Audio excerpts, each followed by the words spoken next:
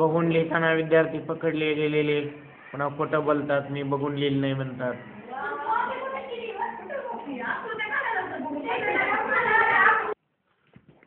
त्यांची 125वी जयंती आज आपण आपल्या शाळेमध्ये साजरी करत आहोत.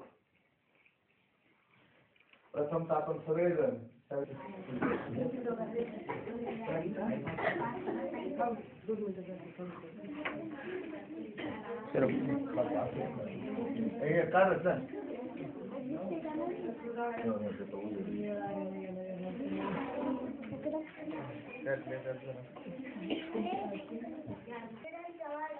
मुलींसाठी पहिली शाळा काढली जेव्हा ते मुलींसाठी शिकवण्यासाठी जात तेव्हा त्यांच्या अंगावर लोक शेण दगड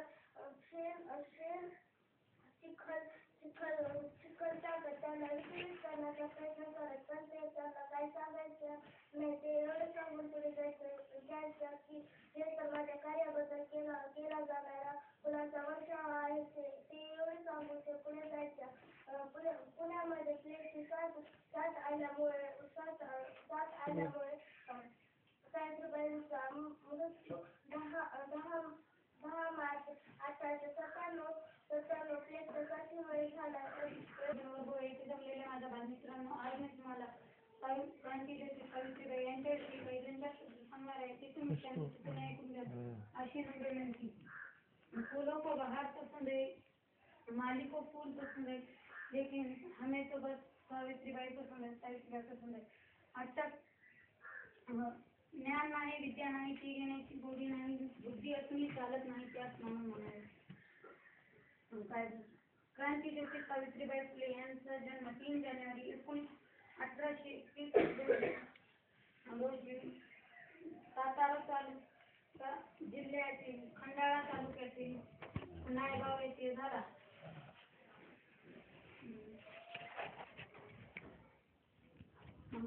भिडे यांच्या वाड्यात त्यांनी मुलींसाठी पहिली शाळा काढली आणि त्या मुलींना शिकवायला जात असताना लोक त्यांच्या अंगावर शेण दगड चिखल माती मिष्टा टाकून त्यांना विचलित करण्याचा प्रयत्न करत. फक्त त्या म्हणायच्या तुम्ही मला सावित्रीबाई फुले यांच्याविषयी 2-4 शब्द सांगणार आहे.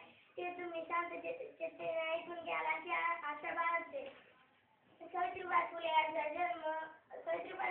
जन्म 3 जानेवारी 1831 रोजी नायगाव येथे झाला.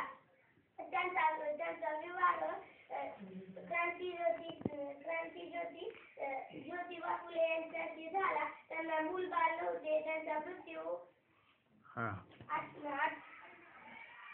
10 मार्च 1896 रोजी झाला. जाता जाता एवढेच म्हणायचे वाटते की Diwali is like full, Holi is colourful. Savitribai Phule is wonderful.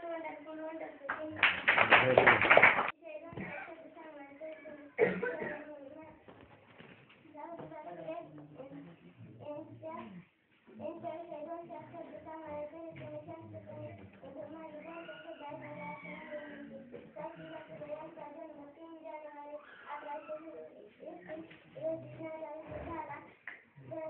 त्यांचा विवाह दसरापुरे यांच्याशी झाला. त्यांना मुलगा नव्हती. त्यांचा मृत्यू 10 मार्च 1896 रोजी झाला. त्यांनी पहिली शाळा पुणे येथे काढली. यानंतर दुसरी मिळते का? 31 रोजी झाला. नायगाव येथे झाला.